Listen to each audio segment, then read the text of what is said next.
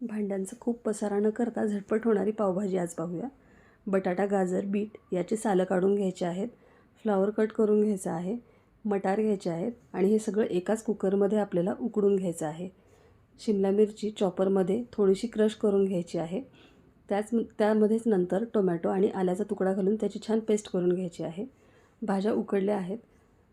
भाज्या थोड्याशा स्मॅश करून घ्यायच्या आहेत. कढईमध्ये बटर टाकायचं आहे. बटर जळू नये म्हणून थोडंसं तेल घालायचं आहे. आपण केलेली टोमॅटोची आणि आल्याची पेस्ट, कढीपत्ता घालून छान परतून घ्यायचं आहे. टोमॅटोची पेस्ट परतून झाली की त्यामध्ये सिमला मिरची घालायची आहे. त्यानंतर हळद, हिंग, लाल तिखट आणि पावभाजी मसाला आणि थोडासा गरम मसाला घालून छान तेल सुटेपर्यंत परतून घ्यायचं आहे. आपण स्मॅश केलेल्या भाज्या घ्यायच्या आहेत. त्यानंतर त्या थोड्याशा हलवून मसाले एकत्र झाले की आणखीन स्मॅश करून घ्यायचं आहे आणि यामध्ये गरम पाणी घालायचं आहे आपल्या आवश्यकतेनुसार. गरम पाण्यामुळे भाजी होण्याची जी प्रोसिजर आहे ती खूप लवकर होते. यानंतर यामध्ये चवीनुसार मीठ घालायचं आहे, कोथिंबीर घालायची आहे आणि बटर घालायचं आहे. झाली आपली पावभाजी तयार.